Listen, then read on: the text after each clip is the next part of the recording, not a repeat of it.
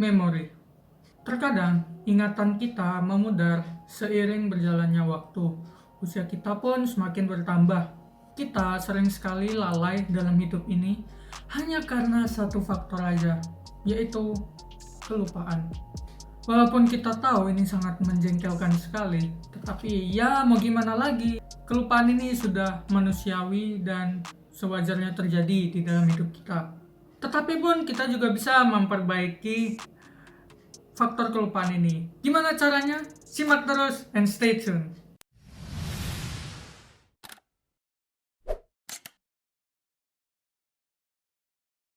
Halo guys, welcome back to my YouTube channel. Nama gue Winson. Bagi kalian yang masih baru di sini, ya, dan jika kalian menyukai video dengan tipe pengembangan diri seperti ini, silahkan klik tombol subscribe.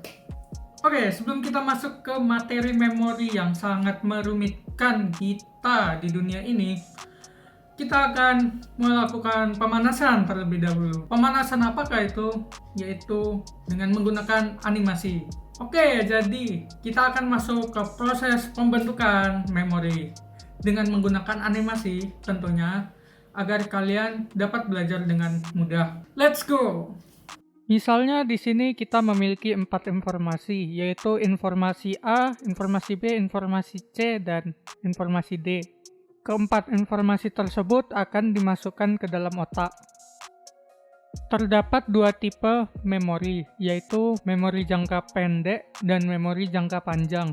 Otak secara otomatis akan memilah keempat informasi tersebut ke dalam jangka pendek dan jangka panjang tergantung dari informasi tersebut.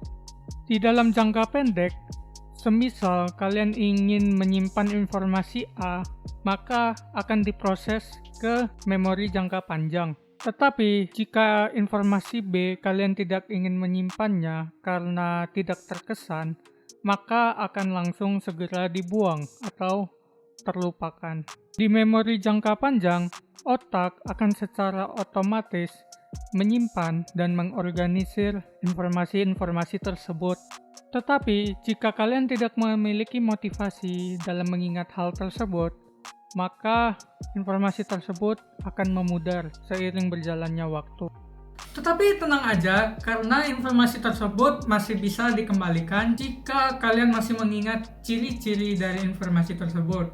Jika kita kembali lagi ke animasi, kita telah mempelajari bahwa terdapat 3 proses pembentukan memori. Yang pertama adalah proses pemasukan atau proses encoding. Yang kedua adalah menyimpannya di dalam otak atau storage. Dan yang terakhir adalah kita mengambilnya kembali atau retrieval. Seperti yang gue bilang tadi, memori bisa memudar. Di sini peran kita harus bisa mengontrol memori kita.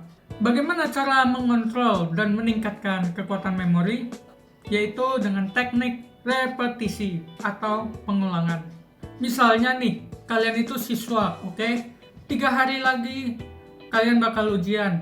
Ketika kalian mendapatkan materi atau kisi-kisi, ya jangan hanya sekedar membacanya secara pasif, tetapi kalian juga harus bisa mengingatkannya kembali dengan cara mungkin memberikan kisi-kisi kepada diri kita sendiri, atau kalau ada informasi yang kalian ingat, kemudian cobalah mencatatnya di secari kertas. Itu dapat membantu kalian dalam mempersiapkan ujian-ujian kalian. Bagaimana jika kita menghadapi soal matematika fisika yang rumusnya sangat banyak? Misalnya nih, ada rumus fisika, kecepatan sama dengan jarak dibagi waktu. Ayo, masih ingat gak kalian? Ya mungkin bagi kalian yang menonton ini, sebagian mungkin masih hafal dengan rumus ini. Tapi masih banyak loh orang yang hanya menghafalkan rumus saja tanpa melatihnya. Bagaimana jika kalian menghadapi persoalan matematika, rumus matematika seperti bangun datar, bangun ruang, aritmatika, peluang, trigonometri, statistika, min, median, modus, kuartil, desil, persentil, pertidaksamaan, persamaan, kuadrat, turunan, integral, fungsi, limit. Banyak orang yang pintar rumus, tetapi pada saat ujian akan terbengong melihat soalnya. Kenapa hal itu terjadi? Karena kalian jarang-jarang melatihnya. Ingatlah teknik repetisi yang gue bilang sebelumnya. Jika kalian sering-sering melatihnya atau sering-sering mengingatnya, maka memori kalian akan kuat seperti baja. Oke, segitu aja. Jika kalian menyukai video seperti ini dan penasaran skill berikut apa yang dibutuhin pada saat study skills, silakan tetap mengikuti channel ini dengan klik tombol subscribe. Jika kalian menyukai video seperti ini, pastikan kalian like dan share ke teman kalian. Jika kalian memiliki pertanyaan atau saran apapun, silakan ketik di kolom komentar. Sampai jumpa di minggu berikutnya. Bye!